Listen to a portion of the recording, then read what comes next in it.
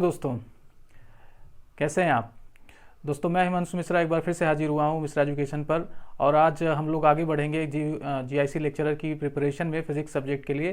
तो हम लोग काफ़ी कुछ आज में बात कर चुके हैं, जिसमें हम लोगों ने गॉस लॉ के लिए बेसिक स्टडी की, फिर उसके बाद गॉस लॉ क्या होता है उसको समझा।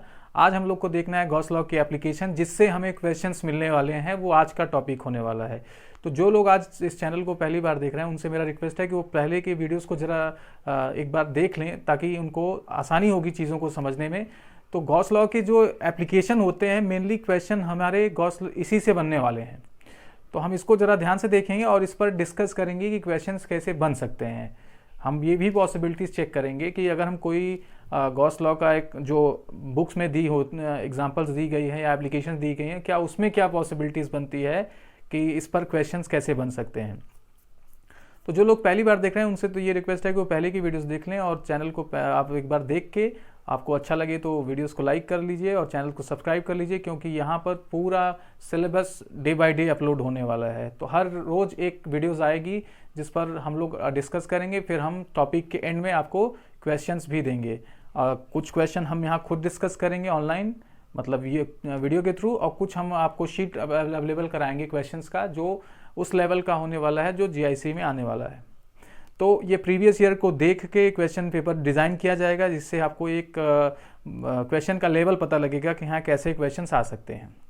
तो चलिए शुरू करते हैं, बहुत बात न करते हुए। हम लोग अब जानना चाह रहे हैं एप्लीकेशन ऑफ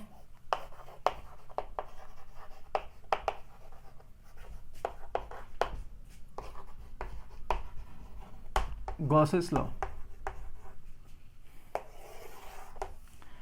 तो देखिए, गॉसेस लॉ के एप्लीकेशन में कुछ मेन एप्लीकेशंस हैं, हम उसको डिस्कस कर पहले लिख लेते हैं, लिस्ट डाउन कर लेते हैं, उसके बाद आगे बढ़ते हैं। तो गॉस लॉ का एक सिंपल सा एप्लीकेशन है कि हम इलेक्ट्रिक फील्ड फाइंड करेंगे किसी भी चार्ज डिस्ट्रीब्यूशन के कारण, या उसके बाद हम दूसरा ये कर सकते हैं कि अगर हमें चार्ज इलेक्ट्रिक फील्ड दिया है तो हम गॉस लॉ का यूज़ करके चार्ज पता कर सकते हैं या चार्ज डिस्ट्रीब्यूशन पता कर सकते हैं। तो पहला एप्लीकेशन हम लोग इजिली इलेक्ट्रिक फील्ड फाइंड करेंगे, फिर उसके बाद हम लोग चार्ज डिस्ट्रीब्यूशन फाइंड करेंगे। तो पहला हम लोग क्या करेंगे, इलेक्ट्रिक फील्ड। तो इलेक्ट्रिक फील्ड में कौन कौन से पॉइंट्स करने वाले हैं, हम लोग गॉस लॉ का एप्लीकेशन करके हम लोग electric field due two point charge करने वाले हैं। ये इजी है बट स्टार्ट करना पड़ेगा हमें। फिर उसके बाद हम लोग किसी वायर की वजह से, यानी लीनियर चार्ज डिस्ट्रीब्यूशन की वजह से। नेक्स्ट वन सरफेस चार्ज की वजह से, और last one volume charge distribution की वजह से। लेकिन सरफेस चार्ज डिस्ट्रीब्यूशन की वजह से हम जो एप्लीकेशन करने वाले हैं उसमें हम लोग कई पार्ट कर सकते हैं। जैसे हम लोग कोई सिलेंड्रिकल बॉडी ले लें, यानी किसी सिलेंड्रिकल शेप पे आपके सरफेस पर चार्जेस दी गई है, या हम कोई स्फेरिकल ऑब्जेक्ट ले लें। स्फेरिकल कंडक्टर अगर हम लेते हैं तो उस पर सरफेस पर ही चार्ज रहेगा, या कोई अनदर ऑब्जेक्ट जो अपने सरफेस पर चार्ज रखेगा, एनी रैंडम बॉडी। लेकिन रैंडम बॉडी का हम लोग यूज नहीं कर सकते गॉस लॉ, इस वजह से हम यहाँ पे दो बातों पर ध्यान देंगे। वॉल्यूम चार्ज डिस्ट्रीब्यूशन में हम कैसा सरफेस लेंगे, एक तो आपका स्फेरिकल हो सकता है। अब कैसा स्फेरिकल होगा, कंडक्टिंग या नॉन कंडक्टिंग, जब हम लोग वहां पहुंचे तो डिस्कस करेंगे। नेक्स्ट पॉइंट, इसमें हम लोग क्या कर सकते हैं, इसमें भी सिलेंडर ले सकते हैं कि किसी सिलेंडर के होल वॉल्यूम में क्या है, चार्ज अवेलेबल है। तो ये दो ऑब्जेक्ट्स बहुत ही फ्रिक्वेंटली पूछे जाते हैं। या दो डिफरेंट स्फीयर का हम लोग क्या कर लेंगे, कंजंक्शन ले लेंगे, दो हम सिलेंड्रिकल शेप का कंजंक्शन ले लेंगे, तो उसकी वजह से चार्ज डिस्ट्रीब्यूशन जो रहेगा इलेक्ट्रिक फील्ड फाइंड कर सकते हैं। तो ये ओवरऑल गॉस लॉ के इलेक्ट्रिक फील्ड से कैसे कैलकुलेट की जाएगी, किन किन पॉइंट्स में ये पॉइंट्स हैं। तो इसको आप अपनी कॉपी में लिख लीजिए, हम बारी बारी से करते हैं।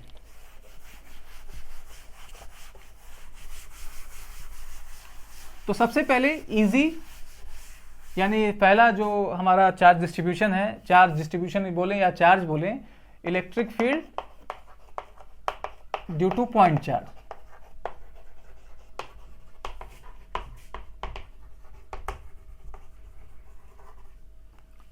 तो उसमें हम लोग क्या करते हैं भाई, एक हमारे पास पॉइंट चार्ज है और किसी r डिस्टेंस पर हम यहाँ पे P पॉइंट है जो कि r डिस्टेंस पर है, हम इलेक्ट्रिक फील्ड फाइंड करना चाहते हैं।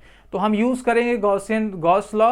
तो गॉस लॉ को यूज करने के लिए हमें एक क्लोज सरफेस लूप चाहिए या क्लोज सरफेस चाहिए। तो क्लोज सरफेस हम यहाँ पे डिजाइन करेंगे, गॉसियन सरफेस के नाम से बोलेंगे।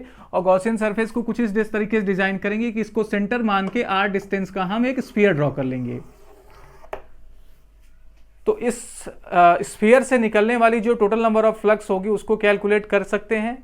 करने की जरूरत, पहले हम लोग फ्लक्स कैलकुलेट कर लेंगे और फ्लक्स को कैलकुलेट करके हम उसे गॉस लॉ का इक्वेशन जो है यानी E dot S is equal to Q by epsilon not से इक्वेट कर देंगे, तो हमारा इलेक्ट्रिक फील्ड आ जाएगा। तो पहला काम ये करना है कि इससे नंबर ऑफ फ्लक्स कितने निकलने वाले हैं। तो देखिए कुल मिला के हम करेंगे क्या, हम इसको क्लास 12th में जैसे कराते हैं हम लोग वैसे नहीं करेंगे, हम लोग शॉर्टकट करेंगे। दैट मीन्स लेने क्या वाले हैं, E dot D S is equal to Q by epsilon not. यहाँ पे तो खैर कहेंगे क्या शॉर्टकट है, ये तो वही चीज़ है, लेकिन अब यहाँ पे आपने चार्ज प्लेस कर दिया। कभी कभी चार्ज डिस्ट्रीब्यूशन दिया होता है तो हम यहाँ पे Q को क्या लेते हैं, Q हमारा जो हम लोगों ने चार्ज डिस्ट्रीब्यूशन का पोर्शन डिस्कस किया था उसमें हम लोगों ने देखा था जैसा भी आपका चार्ज डिस्ट्रीब्यूशन रहेगा, इंटीग्रेशन ऑफ चार्ज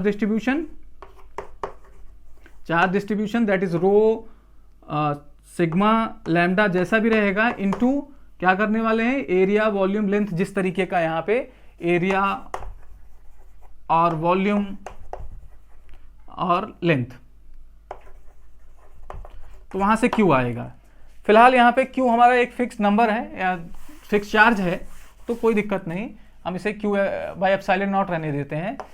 यहाँ पे E क्या होगा, अगर हम यहाँ पे अगर इसको एक्सपेंड करें तो देखिए यहाँ पर इलेक्ट्रिक फील्ड, चूंकि अगर सपोज करो ये पॉजिटिव चार्ज है तो इलेक्ट्रिक फील्ड का जो डायरेक्शन होगा वो अवे फ्रॉम द चार्ज। तो यहाँ एक छोटे से पैच में अगर हम यहाँ पे कैलकुलेट कर लें ds, मान लीजिए ds हम लोग लिए, तो ds का जो एरिया वेक्टर होगा वो एन कैप ds इस तरफ होगा और इधर ही हमारा इलेक्ट्रिक फील्ड होगा। तो दोनों के बीच में जो एंगल होगा वो क्या होगा, थीटा इज इक्वल टू 0। तो जब हम इसका डॉट प्रोडक्ट करेंगे that is mod of E mod of ds into cos 0 आने वाला है, क्योंकि यहाँ पे थीटा की वैल्यू आप देख सकते हैं 0 होगा। अब mod of E mod of ds, चूंकि अब आप क्या कर रहे हैं, अब हम इसे इंटीग्रेट करना चाह रहे हैं, तो mod of E that means electric field का जो मैग्नीट्यूड होगा वो थ्रू आउट द स्फीयर के इस सारे पॉइंट्स पर क्या होने वाला है, सेम होने वाला है, क्योंकि ये एक सेंट्रल फील्ड है। तो सेंट्रल फील्ड पे क्या होता है, सभी पॉइंट्स पर किसी पॉइंट, अगर आप सेंट्रल फील्ड का मतलब किसी भी पॉइंट पर आप चले जाइए, magnitude of the electric field क्या होगा, सेम होगा।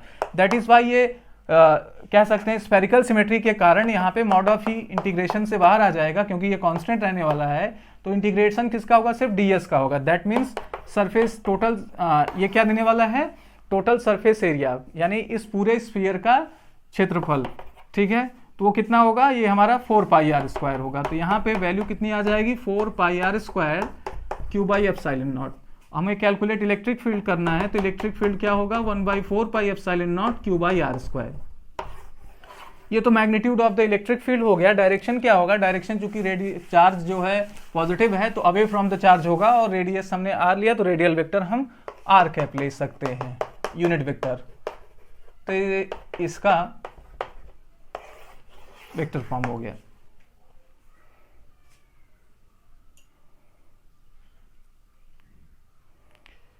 ये पहला एप्लीकेशन हो गया। अब चलते हैं दूसरे एप्लीकेशन की तरफ, that means line charge distribution की वजह से इलेक्ट्रिक फील्ड निकालते हैं हम लोग। तो दूसरा लाइन चार्ज, या क्वेश्चन ये बनेगा कि आपको लीनियर चार्ज डिस्ट्रीब्यूशन दे देगा, दैट मीन्स लैम्डा की कुछ वैल्यू दे देगा और टोटल चार्ज निकालने को बोल सकता है एक। दूसरा ये पूछ सकता है कि अगर इसमें हम कोई पॉइंट पी ले लें तो वहाँ पे इलेक्ट्रिक फील्ड क्या होगा। तो यहाँ पे फिलहाल इलेक्ट्रिक फील्ड कैलकुलेट कर रहे हैं, तो हम लोग क्या कर लेते हैं कि हमारे पास एक लाइन चार्ज डिस्ट्रीब्यूशन है जिस पर जो चार्ज डेंसिटी है वो लैम्डा है, चार्ज डेंसिटी लैम्डा है। किसी पॉइंट P पर जो कि r डिस्टेंस पर है हमें इलेक्ट्रिक फील्ड निकालना है। ये चार्ज का एक्सटेंस, मान लो कि ये इनफाइनाइट है, वायर लेंथ यहाँ पे इनफाइनाइट सपोज किया गया, ठीक है। तो हम क्या करें, r रेडियस को मान के, इसको एक्सिस मानकर एक सिलेंडर ड्रॉ कर लें जो कि गॉसियन सरफेस के नाम से जाना जाएगा। यहाँ पे गॉसियन सरफेस, तो यहाँ पे गॉसियन सरफेस कैसा होगा, सिलेंड्रिकल गॉसियन सरफेस। तो सिलेंड्रिकल गॉसियन सरफेस हमारे पास आ गया। तो यहाँ हम ये निकाल सकते हैं कि यहाँ पे जो फ्लक्स निकलेगा वो कैसे निकलेगा, वो charge inside upon epsilon not. तो जो भी ये गॉसियन सरफेस चार्ज इनक्लोज करेगा उसको कैलकुलेट करके बाई एप्सिलॉन नॉट कर दें तो हमारा क्या हो जाएगा, इलेक्ट्रिक फ्लक्स आ जाएगा। साथ ही साथ हम लोग इलेक्ट्रिक फील्ड कैलकुलेट कर सकते हैं। तो अब हम गॉस लॉ लिखेंगे, तो गॉस लॉ क्या होने वाला है, E dot D S is equal to Q by epsilon not. और क्यू कितना होने वाला है, अगर ये सिलेंडर का लेंथ एल सपोज कर लें तो क्या होने वाला है, लैम्डा चार्ज डेंसिटी, और ये एल क्या हो जाएगा, length, that means total charge inside the cube inside the cylinder is will be equal to lambda L. इसे इक्वेशन 1 कर लेते हैं। अब हमें क्या करना होगा, चूंकि टोटल सरफेस एरिया निकालने के लिए हमें 3 रीजन दिख रहे हैं, एक ये सर्कुलर शेप, एक ये सर्कुलर शेप, एक दूसरा लास्ट वन कर्व शेप। तो ये आपका 1, ये आपका 2, इसको 3 मान लीजिए। तीनों पर इलेक्ट्रिक फील्ड और एरिया वेक्टर एनालाइज करते हैं पहले। तो एरिया वेक्टर जब एनालाइज करेंगे यहाँ पर, तो इस छोटे से पैच का जो एरिया वेक्टर होगा वो आउटवर्ड डायरेक्शन में होगा, सरफेस के आउटवर्ड डायरेक्शन में परपेंडिकुलर। तो यहाँ n1 ds1 होगा और यहाँ पे एरिया वेक्टर क्या होगा, n2 ds2 होगा। और यहाँ पर हमारा अगर कोई छोटा सा पैच ले लें तो n3 ds3, ये एरिया वेक्टर्स होंगे। अब इलेक्ट्रिक फील्ड क्या होंगे, यहाँ पर इलेक्ट्रिक फील्ड देखिए, सोर्स ऑफ फील्ड ये है, तो यहाँ पे electric field away from the charge, तो ये होने वाला, दैट मीन्स इधर से अवे, और यहाँ पे भी इसी तरीके से, यहाँ पे E1 ले लीजिए, यहाँ पे E2 ले लीजिए और यहाँ पे E3 ले लीजिए। तो पर्टिकुलर आपके सर्कुलर शेप पर इनके बीच में जो यानी एरिया वेक्टर और इलेक्ट्रिक फील्ड के बीच में एंगल होने वाला है वो 90 होने वाला है, और यहाँ पे भी एंगल 90 होने वाला है। ठीक है, सिर्फ यहाँ पे क्या होने वाला है, 0 होने वाला है। तो अगर आप इसको 2 पार्ट में मतलब इंडिविजुअल पार्ट में बांटें तो इंटीग्रेशन सरफेस 1 E1 ds1 करेंगे यहाँ पे, और cos 90 करेंगे, प्लस E2 सरफेस 2 यहाँ पे ले रहे हैं ds2 cos 90, और थर्ड आपका जो कर्व सरफेस होने वाला है यानी 3 यहाँ पे E3 ds3 और cos 0। तो cos 90 0 होता है, cos 90 0 होता है, तो ये पार्ट 0 हो जाएगा। तो हमारे पास क्या बचेगा, E3 ds3 cos 0 इसका इंटीग्रेशन, और ये किसके इक्वल होने वाला है, q बाई एप्सिलॉन नॉट के। ठीक है, तो जो चीजें अब यहाँ पर कैंसिल हो जा रहे हैं इसको छोड़ दे रहे हैं, बाकी लिखते हैं हम लोग। अब अगर हम इस सिलेंडर के कर्व सरफेस पर कहीं भी जाएं तो magnitude of the electric field क्या होने वाला है, सेम होने वाला है, क्योंकि ये जो सोर्स ऑफ चार्ज है उससे सभी r डिस्टेंस पर होंगे। तो सिलेंड्रिकल सिमेट्री के कारण E3 हमारा कांस्टेंट होने वाला है, यानी मॉड ऑफ E3 कांस्टेंट होने वाला है through out the curve surface of the cylinder. That means ये क्या हो जाएगा, E3 बाहर आ जाएगा, और E3 को हम लोग सपोज कर ले रहे हैं कि एक कोई फिक्स वैल्यू E है। अंदर क्या बचेगा, अंदर बचेगा ds3 q by epsilon not. ds3 मतलब small element of surface area of cylinder, curve surface of the cylinder. लेकिन अगर हम यहाँ पे देखें तो हमें क्या करना है, उसका इंटीग्रेशन करना है, तो ये total curve surface area of the cylinder देगा, और किसी भी सिलेंडर का जो कर्व सरफेस यानी वक्र पृष्ठ होता है वो 2 पाई आर एच होता है। यहाँ h की जगह हमने l लिया है, तो ये क्या होने वाला है, 2 pi r l, that means surface area of the curve surface area of the cylinder, वक्रता पृष्ठ बोलते हैं इसे हिंदी में। यानी इलेक्ट्रिक फील्ड क्या आने वाला है, इलेक्ट्रिक फील्ड हमारा आ जाएगा q by epsilon not into 1/2 pi r L. एक तो ये फॉर्म हो गया। दूसरा हम q को भी इंट्रोड्यूस कर सकते हैं, q की जो वैल्यू है लैम्डा एल, तो उसको रख सकते हैं। तो यहाँ पे q is equal to lambda L कर देंगे, lambda L 2 pi epsilon not R L. तो एल एल कैंसिल हो जाएगा, तो क्या मिलेगा इलेक्ट्रिक फील्ड की वैल्यू, फाइनली इलेक्ट्रिक फील्ड की वैल्यू यहाँ पर मिलने वाली है 1/2, या इसमें लिख लें lambda 2 pi epsilon not R. ये इलेक्ट्रिक फील्ड की मैग्नीट्यूड होगी। अगर हमें इसे वेक्टर फॉर्म में लिखना है तो λ/2 pi epsilon not r cap, ये इसका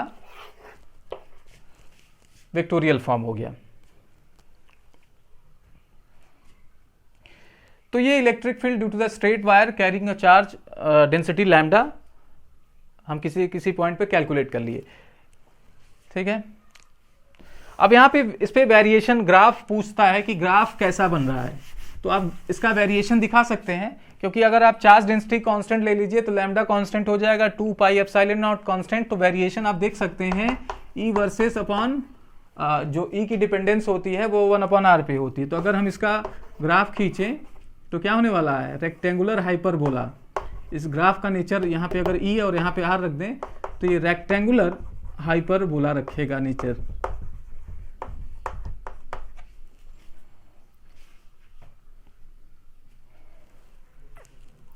अब क्वेश्चन में लैम्डा और आर को अगर चेंज कर दे, मतलब वैल्यूज दे दे, तो हम इसमें वैल्यूज रख के इलेक्ट्रिक फील्ड की वैल्यू निकाल सकते हैं किसी स्ट्रेट वायर की वजह से। तो ये किसी लीनियर चार्ज डिस्ट्रीब्यूशन की वजह से इलेक्ट्रिक फील्ड हम लोगों ने कैलकुलेट कर लिया, जबकि लेंथ जो थी वो इनफाइनाइट थी। क्वेश्चन फाइनाइट पे भी बन सकता है, तो फाइनाइट हमने अपने क्वेश्चन सीट में दिया है, उसको करने की कोशिश करेंगे, नहीं होगा तो मैं अपने वीडियोस में भी करूंगा। फिलहाल हम लोग जो कुछ फिक्स्ड डिस्ट्रीब्यूशंस हैं पहले उसको कर लेते हैं, फिर क्वेश्चंस के ऊपर आएंगे। तो चलिए आगे बढ़ते हैं। अब लीनियर चार्ज डिस्ट्रीब्यूशन हो गया, next one surface charge distribution. तो जो लोग आज वीडियो को पहली बार देख रहे हैं, मैं आपको बता देना चाहूँ कि मैंने वीडियोस की हुई हैं इन सब पे भी, कि चार्ज डिस्ट्रीब्यूशन क्या होती है, उनसे कैसे हम टोटल चार्ज निकालते हैं। तो जो आज लोग पहली बार देख रहे हैं, उनसे मेरा रिक्वेस्ट है कि वो पहली की वीडियोस भी जरूर देखें। और इसका हैंड रिटन नोट्स हमारे टेलीग्राम चैनल पर उपलब्ध है, जिसमें नीचे आपको लिंक दिया गया है, आप वहाँ से जाकर डाउनलोड कर सकते हैं। और जो भी अगर आपको कुछ सजेशन है वहाँ पे भी शेयर कर सकते हैं। साथ ही साथ आप मेरे व्हाट्सएप और जीमेल के थ्रू मेरे से इंटरेक्ट कर सकते हैं अगर कोई प्रॉब्लम आ रही है तो चलिए हम कोई सरफेस चार्ज डिस्ट्रीब्यूशन करना चाह रहे हैं। तो सरफेस चार्ज डिस्ट्रीब्यूशन का सबसे पहला जो हम लोग करते हैं वो लेते हैं मेटेलिक स्फीयर। एक हम मेटेलिक स्फीयर ले लेते हैं जिस पर हम चार्ज दे देते हैं। एक हमारे पास एक मेटेलिक स्फीयर है जिस पर हमने चार्ज दे दिया, और चार्ज कुछ इस तरीके से रिसाइड्स हुआ, दैट मीन्स रिसाइड्स करने का मतलब डिस्ट्रीब्यूट हो गया, तो वो उसने चार्ज डेंसिटी सिग्मा रख ली। ठीक है, अब सिग्मा कांस्टेंट भी हो सकता है, सिग्मा वैरी भी कर सकता है according to the curvature of the loop. Curvature of the loop मतलब जैसे आपने क्या किया, ये आपने ऐसे कुछ बनाया, तो आप देखिए यहाँ पे अलग अलग कर्वेचर्स हैं, तो कहाँ पे चार्ज ज्यादा होगा कहाँ पे कम होगा, इस बात पे डिपेंड करता है कि वहाँ का रेडियस ऑफ कर्वेचर कितना है। तो यहाँ पे हम कराने के बाद एक चीज नोट करेंगे, उसको भी आप कॉपी में लिख लेंगे, बहुत इंपॉर्टेंट है। तो हमने क्या किया, एक मेटेलिक स्फीयर लिया। अब मेटेलिक स्फीयर पर हमने चार्ज डेंसिटी सिग्मा दे दी। ठीक है, फॉर मेटेलिक स्फीयर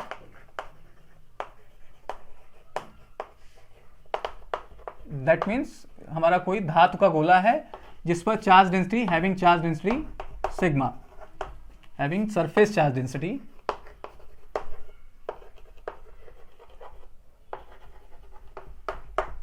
सिग्मा, इस पर चार्जेस सिग्मा है और इसका रेडियस समथिंग कैपिटल आ रहे हैं। अब हमें किसी पॉइंट P पर जो यहां से R डिस्टेंस पर है इलेक्ट्रिक फील्ड निकालनी है, एक दूसरा इसके सरफेस पर निकालनी है, तीसरा इसके इनर एज में। तो पहला हम लोग क्या करेंगे, गॉस लॉ का यूज करके एक्सटर्नल पॉइंट पर इलेक्ट्रिक फील्ड निकालेंगे। इलेक्ट्रिक फील्ड या R is less than R, इस पॉइंट पर हमें इलेक्ट्रिक फील्ड निकालनी है। तो यूज करेंगे गॉसियन लॉ, गॉस मतलब मीन्स गॉसियन सरफेस हम पहले ड्रॉ करेंगे और टोटल फ्लक्स कैलकुलेट करेंगे। और बाय गॉस थ्योरम हमें पता है कि टोटल फ्लक्स कितना होने वाला है, charge inside the Gaussian surface upon epsilon not. तो इसको हमने क्या किया, एक गॉसियन सरफेस ड्रॉ किया जिसकी रेडियस ऑब्वियस है। अब इस पॉइंट को, इसके सेंटर को सेंटर मान के इसका स्फीयर ड्रॉ किया, रेडियस R सपोज किया। तो क्या होने वाला है, R is less than R के लिए हमारा E dot ds Q by epsilon not होने वाला है। अब यहाँ पे Q भी क्या होगा, Q तो सिर्फ और सिर्फ देखिए इस स्फीयर पे है, तो टोटल चार्ज कितना होने वाला है, that means charge density and multiplied by the surface area, total surface area of the sphere of metal जो इनसाइड आपको दिया है। तो अब इसको अगर आप देखिए कैलकुलेट सपोज कर लिए, यहाँ पे हम कैलकुलेट कर रहे हैं, तो जैसा अभी हम लोगों ने पॉइंट चार्ज की वजह से किया था, एक छोटा सा पैच एरिया वेक्टर का ले लेते हैं ds एंड ds, ओके और यहाँ पे इलेक्ट्रिक फील्ड ई सपोज कर लेते हैं। फिर स्फेरिकल सिमेट्री लगाएंगे, दैट मीन्स स्फेरिकल सिमेट्री मतलब कि हम कहीं भी इस स्फीयर पे जाएं इलेक्ट्रिक फील्ड की जो वैल्यू होने वाली है वो सेम होने वाली है। तो यहाँ पे मॉड ऑफ ई बाहर आ जाएगा और एंगल आपका cos थीटा 0 होने वाला है। तो ये सीधा सीधा आपको क्या मिलने वाला है, ds, और यहाँ पे 1/ε0 सिग्मा इंटू डी। अब यहाँ पे ध्यान देने वाली है कि ये दोनों इंटीग्रेशंस अलग अलग सरफेस के लिए हैं। ये आपके गॉसियन सरफेस के लिए है, ये उस सरफेस के लिए है जिस पर चार्ज है। तो ठीक है, यहाँ पर जो एरिया आने वाला है वो आने वाला है E इंटू 4πr², और यहाँ पे जो एरिया आने वाला है सिग्मा तो कांस्टेंट चार्ज डेंसिटी, dA आने वाला है यहाँ पे 4πR²।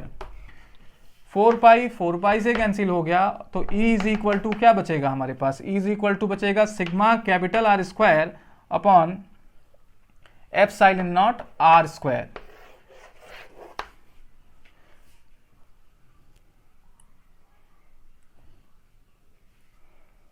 तो ये हमारी इलेक्ट्रिक फील्ड की वैल्यू आती है किसी मेटेलिक स्फीयर के लिए जब हम आउटसाइड की बात करते हैं। आते हैं इनसाइड, हम यहाँ पे किनारे वैल्यू लिख देते हैं कि आउटसाइड जो वैल्यू आएगी वो आएगी सिग्मा R² अपॉन ε0 R²। अब आते हैं हम सरफेस पर। तो सरफेस पर सिंपल आप क्या कर सकते हैं, E is equal to r is equal to capital R place कर दीजिए। तो कैपिटल R प्लेस कर देंगे तो यहाँ पे क्या हो जाएगा आपकी value, sigma R² upon ε0 R की जगह कैपिटल R, तो ये कैंसिल हो जाएगा, तो E आ जाएगा सिग्मा अपॉन ε0।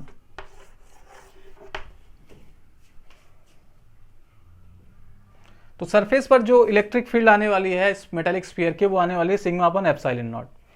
अब हम चलते हैं इनसाइड द मेटेलिक स्फीयर। तो यहां पे कुछ नहीं करना है, आप देखिए इनसाइड के लिए that means R is less than capital R। हम अगर मेटेलिक स्फीयर के नीचे कोई गॉसियन सरफेस ड्रॉ करते हैं इनसाइड में पॉइंट, तो charge inside the Gaussian surface होने वाला है 0, दैट मींस तो E dot of ds will be q by ε0। अब आपका E मॉड ऑफ E बाहर आ जाएगा, इंटीग्रेशन ऑफ ds ये 0 हो जाएगा क्योंकि charge inside 0। ds is the surface area of the Gaussian surface. अगर आपने गॉसियन सरफेस ड्रॉ कर दिया तो उसकी कुछ ना कुछ एरिया होगी, दैट मींस E को 0 होना पड़ेगा। तो E इनसाइड आपकी क्या होने वाली है, 0, that means inside the metallic sphere electric field is 0। ठीक है, तो यानी किसी मेटेलिक स्फीयर में, धातु के गोले में अगर हम सरफेस चार्ज डेंसिटी या चार्ज उसको दे देंगे तो उसके अंदर का जो इलेक्ट्रिक फील्ड होने वाला है वो 0 होने वाला है। इसके रिगार्डिंग टेस्ला ने एक बहुत जायंट्स एक्सपेरिमेंट भी किया था, जिसमें उन्होंने अपने को गोले के अंदर रखे और लाइटनिंग के मतलब एक तरीके से बहुत high intense electric current provide कराई थी मेटेलिक स्फीयर में, और वो इनसाइड सेफ थे।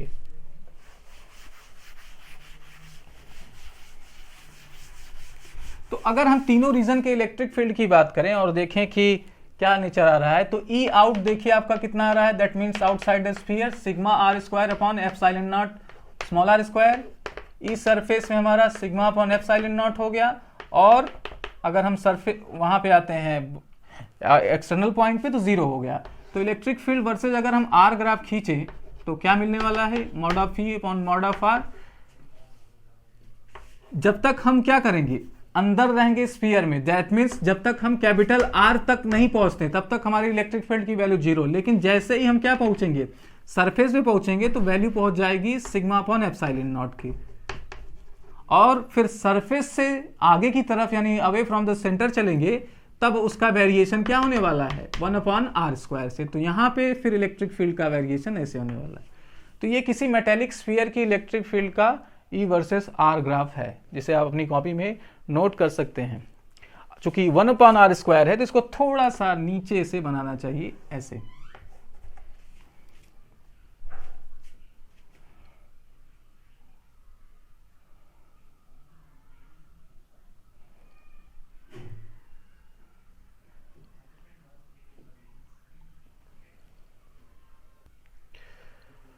चलिए आज के लिए इतना ही रखते हैं। आई होप आपको ये वीडियो पसंद आया है। कुछ हम और एप्लीकेशन के साथ अगली क्लास में मिलेंगे, और साथ ही साथ कुछ क्वेश्चंस हम आज अपलोड कर रहे हैं अपनी टेलीग्राम चैनल पे, तो वहाँ से आप डाउनलोड करके इस क्वेश्चंस को सॉल्व कर सकते हैं, और जो नहीं आता आप मेरे से डिस्कस कर सकते हैं। तो उम्मीद करता हूँ आपको वीडियोस पसंद आ रही हैं। अगर पसंद आ रही हैं तो वीडियोस को प्लीज़ लाइक करें और चैनल को सब्सक्राइब करें, और साथ ही साथ शेयर करें, ताकि हम ज़्यादा से ज़्यादा के लोगों के बीच में पहुँचें। आपका सहयोग रहा तो एक दिन हम भी आपके जैसे एक सक्सेस पर्सन बनेंगे। धन्यवाद।